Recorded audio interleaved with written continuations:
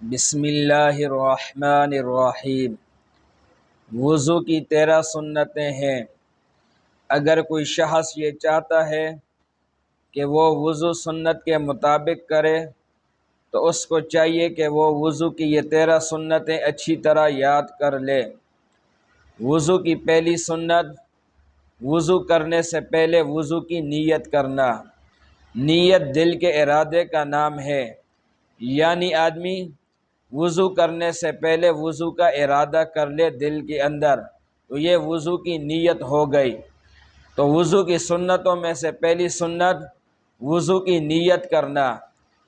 وضو کی دوسری سنت، وضو شروع کرنے سے پہلے بسم اللہ الرحمن الرحیم کہنا۔ وضو کی تیسری سنت، دونوں ہاتھوں کو دھونا۔ وضو کی چوتھی سنت، مسواک کرنا۔ وضو کی پانچویں سنت، منہ کے اندر پانی کو داخل کرنا، جس کو کلی کرنا کہتے ہیں۔ وضو کی چھٹی سنت، ناک کے اندر پانی کو داخل کرنا۔ وضو کی ساتویں سنت، داڑھی کا ہلال کرنا۔ وضو کی آٹھویں سنت، سارے اعضاء کو 3 بار دھونا۔ وضو کی نویں سنت، پورے سر کا مسح کرنا۔ اور وضو کی 10ویں سنت، کانوں کا مسح کرنا۔ اور وضو کی 11ویں سنت، ہاتھوں اور پاؤں کی انگلیوں کا ہلال کرنا۔ وضو کی 12ویں سنت، ترتیب کے ساتھ وضو کرنا۔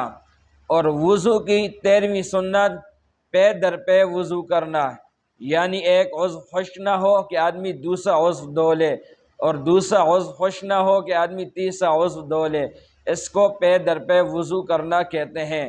تو یہ وضو کی 13 سنتیں ہیں۔ تو اگر کوئی بھائی یہ چاہتا ہے کہ میرا وضو سنت کے مطابق ہو تو اس کو چاہیے کہ یہ 13 سنتیں اچھی طرح یاد کر لے۔ تو وضو کی یہ 13 سنتیں ہیں، اس کو آپ ایک دفعہ دوبارہ سن لیں۔ پہلی سنت کہ آدمی وضو کی نیت کرے۔ دوسری سنت یہ ہے کہ وضو کرنے سے پہلے بسم اللہ الرحمن الرحیم کہے۔ تیسری سنت یہ ہے کہ دونوں ہاتھ کو دھوئے۔ چوتھی سنت یہ ہے کہ مسواک کرے۔ پانچویں سنت یہ ہے کہ کلی کرے، یعنی منہ کے اندر پانی کو داخل کرے۔ چھٹی سنت یہ ہے کہ ناک کے اندر پانی کو داخل کرے۔ ساتویں سنت یہ ہے کہ داڑھی کا ہلال کرے۔ اور آٹھویں سنت یہ ہے کہ تمام اعضاء کو 3 بار دھوئے۔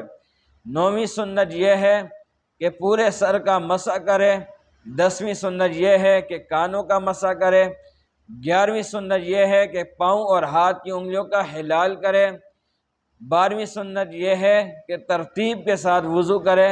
اور 13ویں سنت یہ ہے کہ آدمی پے در پے وضو کرے، یعنی ایک عضو خشک نہ ہو کہ آدمی دوسرا عضو دھو لے، اور دوسرا عضو خشک نہ ہو کہ آدمی تیسرا عضو دھو لے، تو اس کو پے در پے وضو کرنا کہتے ہیں۔